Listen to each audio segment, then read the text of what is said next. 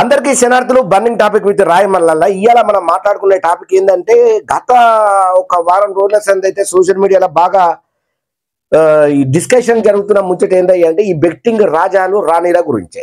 వీళ్ళకు అధికార బలం ఉన్నది, అండ బలం ఉన్నది, పైసలు బాగానే సంపాదించుకున్నారు. సినిమాలల్లో, టీవీ సీరియళ్లలో, ఈవెంట్లల్లో అడ్డమైన షోలన్నీ చేసుకుంటా బాగానే పాపులారిటీ సంపాదించుకున్నారు. అడుగు ఎత్తే పైసలు, అడుగు తీస్తే పైసలు, అయినా కూడా కక్కుర్తిలా కమండడం వీళ్ళకి సరిపోతలేదు ఆదాయం. 10 మంది ఉసురు తీసుకుంటే తప్ప వీళ్ళ బతుకులు తెల్లవరం అన్నట్టు వీళ్ళు బెట్టింగ్ యాప్లను ప్రమోట్ చేసుకుంటా దీని గురించి చాలా మంది చాలా రకాలుగా ఫైట్ చేసిండు. కానీ ఎవరిని పట్టించుకోలేదు.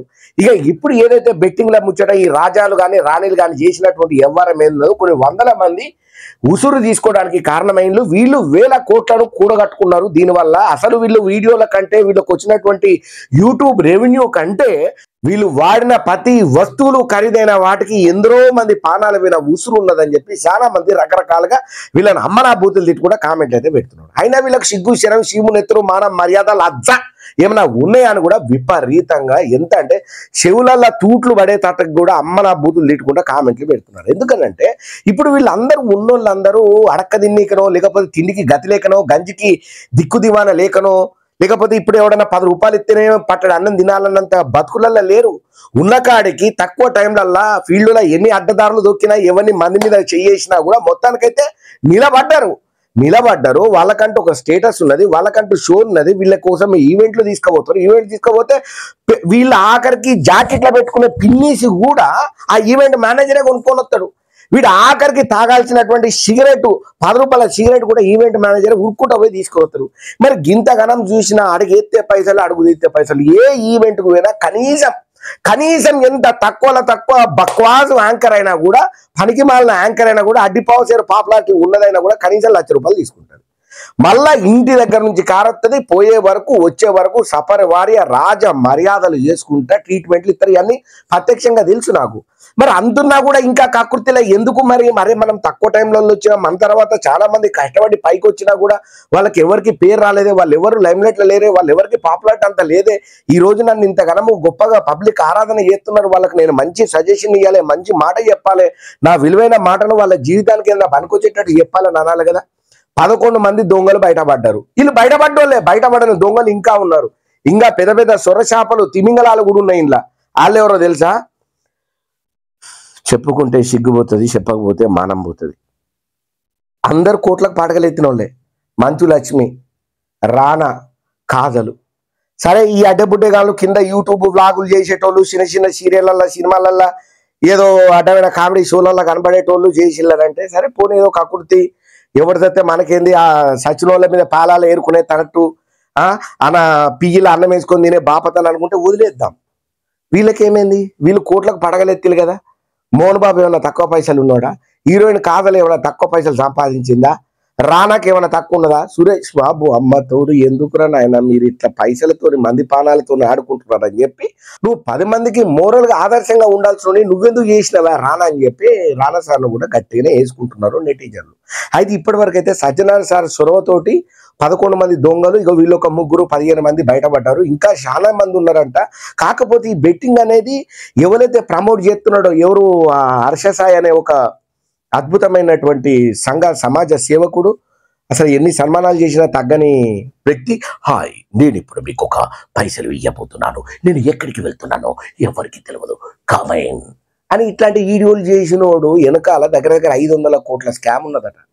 దగ్గర ఒక బెట్టింగ్ యాప్ను ప్రమోట్ చేస్తే 10 కోట్లు, 5 కోట్లు, 20 కోట్లు కూడా ఇస్తారట. మరి కసోటి బెట్టింగ్ యాప్లలో చేసి నువ్వేదో ఉదార్థంగా ఎవరికో ఉత్తగని ఇంట్లోకించి పైసలు ఇచ్చినట్టు వాళ్ళకి ఎవరికో పెట్టించి, వీళ్ళకి ఎవరికో బర్రెల దూటం పెట్టించి, ఇంకెవరికో ఇల్లు లేని వాళ్ళకి ఇల్లు ఇచ్చి, రోడ్డు మీద పోయేటోళ్ళకు పైసలు పంచి, అంటే ఇదంతా ఫేకేనా? ఇదంతా దూబేనా? అంటే ఇప్పుడు మీరు చేసింది ఏది నిస్వార్థమైనటువంటి సేవ కాదు, మంది మీద చేసి ఎందరో ఊసురు తీసుకునేదేనా అని చెప్పి కామెంట్లు అయితే ప్రతి ఒక్కరికి ఇన్నేళ్ల బట్టి దగ్గర 10 సంవత్సరాల నుంచి వీళ్ళు కూడబెట్టుకున్నటువంటి పాపులారిటీ ఏదైతే అడ్డదారులు సంపాదించుకున్నారో మొత్తం పటాపంచలేంది. ఇప్పుడు వీళ్ళు కనబడితే చాలు మొక్క మీద గాండ్రించి ఊమే తట్టున్నారయ్యా ఆడియన్స్. ఎందుకనంటే వీళ్ళు చేసిన ప్రమోషన్ వల్ల దగ్గర 1800 మంది చనిపోయారంట 2 తెలుగు రాష్ట్రాల్లో. అది ఎంత బాధాకరమైన విషయం. అంటే వాళ్ళకు కూడా చూసి వీళ్ళని ఫాలో అయ్యేటోళ్ళకు వాళ్ళకు మాత్రం ఏం తెలుస్తుంది? ఈ బెట్టింగ్ యాప్ ఆడితే బాగుంటుంది, లేకపోతే ఇది పలానది మంచిగా ఉంటుంది అని అన్నప్పుడు వాళ్ళు కూడా అరే మావోడే ఆడిండు మేము ఇతన్ని ఫాలో అవుతాం, ఇంత తెలివిగల్లోడే ఆడిండు గెలుచుకున్నాడు అని అంటే నేను కూడా గెలుచుకోవచ్చు అనే చిన్న ఆశ ఉంటుంది కదా. ప్రతి ఒక్కరికి మానసిక సమస్యలు, ఆర్థిక ఇబ్బందులు ఏదో ఉంటుంది. కానీ ఆశ అనే ఒక దారిద్ర్యం ఇట్లా మనల్ని ఎంటాడుతుంది కదా. మనకేం తెలుసు, సరే ఏదో 10 రూపాయలు పెడితే 100 వస్తుందని అంటున్నాడు కదా, ఏం నిజం లేకపోతే గీనెందుకు చెప్తాడని చెప్పి చేస్తారు. అసలు ఈ బ్రాండ్ అంబాసిడర్లను పెట్టుకునేది అందుకోసానికి కదా, అవునా కదా. ఇప్పుడు పెద్ద పెద్ద దోళ్ళను పాల ప్యాకెట్ల కోసం అని చెప్పి, బండ్ల కోసానికని, తాగే అడ్డమైన కూల్ డ్రింకుల కోసానికని చెప్పి స్టార్ హీరోలను ఎందుకు పెడుతున్నారు? కారణం ఏంటిది? ఇదే కదా. వీళ్ళని పెడితే అబ్బో మా హీరోనే ఇంతగానం ఇవి వాడతాడంటే మేము 100% వాడొచ్చనే డోకా లేకుండా వాళ్ళని ఫాలో అయ్యి ప్రొడక్ట్ పెరుగుతుందనే కదా. లేకపోతే వేల కోట్లు లక్షల కోట్లు ఇచ్చి వీళ్ళని ఎందుకు పెట్టుకుంటారు బ్రాండ్ అంబాసిడర్లుగా? ఇకనైనా బుద్ధి తెచ్చుకోవాలి. మరి ఇప్పుడు ఈ కేసు ఇక్కడతో అయ్యో మర్చిపోయిన అమ్మ తోడు. బెట్టింగ్ శ్యామల ఆ బెట్టింగ్ రాని గురించి చెప్పలేదు. ఎప్పుడు మైకుల ముందరకు వచ్చి ఉద్దారకం మాటలు, పతివ్రత పరమన్నం మొడితే సల్లారదేమో కానీ ఈమె తెల్లారులు సల్లారనుకుంటా వేడి చేతనే ఉంటది కావచ్చు.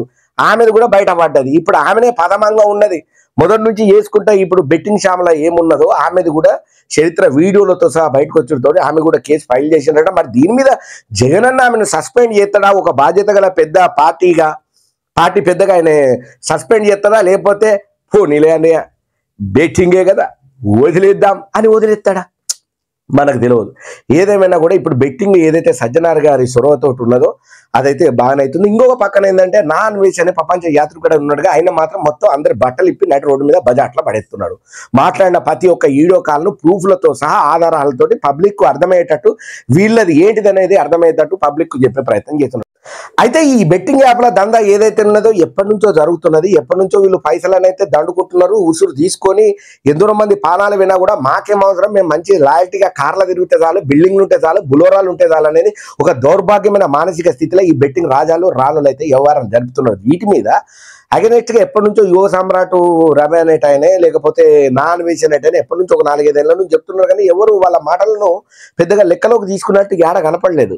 అయితే ఇప్పుడు ఏంటంటే ఆ నాన్ వెజ్ అనే ప్రపంచ యాత్రికుడు మొత్తము ఇలా బట్టలు మొత్తం చెప్పి నడి బజార్లలో పెడుతున్నాడు. విత్ ప్రూఫ్లతో సహా, వాళ్ళు మాట్లాడింది విత్ వాయిస్లతో సహా రోజుకొక వీడియోను టైమింగ్ చెప్పి మరీ ఈడుస్తున్నాడు.